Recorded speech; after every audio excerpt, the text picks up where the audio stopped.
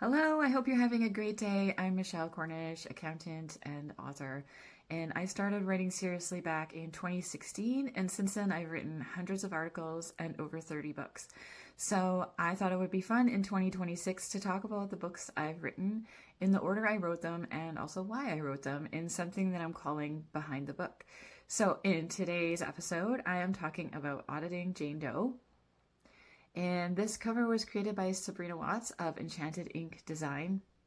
I had mentioned in my last video how I had the covers of the first 3 books in the Cynthia Webber series redone, and Sabrina did all of those. She did the entire 6 books in the series, and she did a fabulous job. I love the new covers. They're so amazing.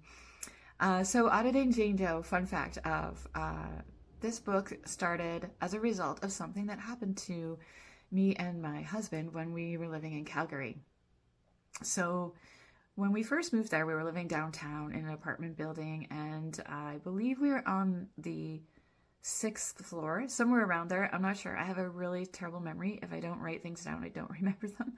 And the building went up to, I think, 35 or 40 floors. I'm not sure. But one night we were sitting in the living room in our apartment watching TV, and we heard this noise which sounded very similar to a gong going off and actually something hitting our metal railing on our balcony. Yeah, that's actually, considering how terrible my memory is something that I have never forgotten. It was such an eerie, horrible noise, and we both looked at each other and were like, what was that? And my husband went out to look and basically told me not to go out there because of what he saw down below. And it turns out that it was actually a body that had hit our balcony. And so he went down to see what was going on, if we needed to call help, anything like that, told me to stay in the apartment. And honestly, I can't remember if I ever ended up going out on the balcony and looking down there or not, because since then I have written this scene in Auditing Jane Doe. And actually this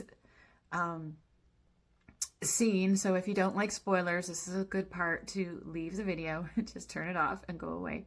But if you don't mind spoilers, I'm going to continue on. So this scene actually ends Murder Audit, and it's a bit of a cliffhanger leading into the next book, Auditing Jane Doe. And many readers have actually criticized this. They don't like that I left off on a cliffhanger, but actually all the Cynthia Webber books leave off on a cliffhanger, which is introducing the next story. So the mystery in the current story gets resolved, but I do leave a little cliffhanger for what's coming in the next book. So this balcony scene is what starts off Auditing Jane Doe. And the reason I wanted to write this is I could not get this moment out of my head. We never did find out what happened. My husband did say that, the police were there and things were being taken care of, but living in the building, we thought we might have heard some rumors of what was going on. The most we heard was that somebody just got too close to the edge, but there was some very mysterious things, like that the person wasn't wearing clothes, very odd.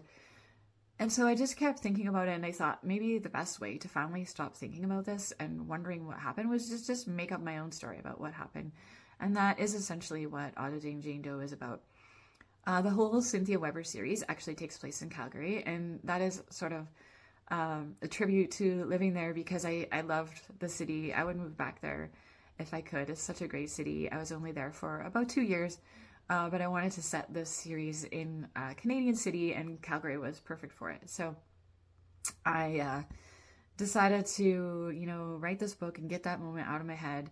It actually did help a lot, but that is kind of my fun fact from Auditing Jane Doe, is that it has this personal event that I have fictionalized for the story.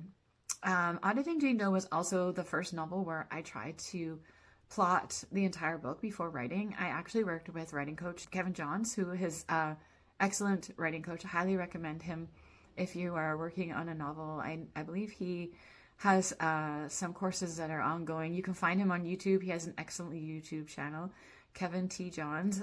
So make sure you look him up.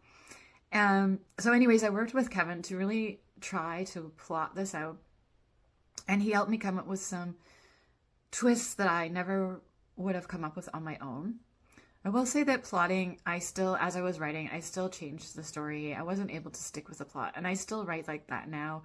I try to have a loose plot, but as I'm writing, things always change. They never end up the way I plan them in the beginning. And I think that's because the characters tend to just take over and I end up doing what feels right for that character.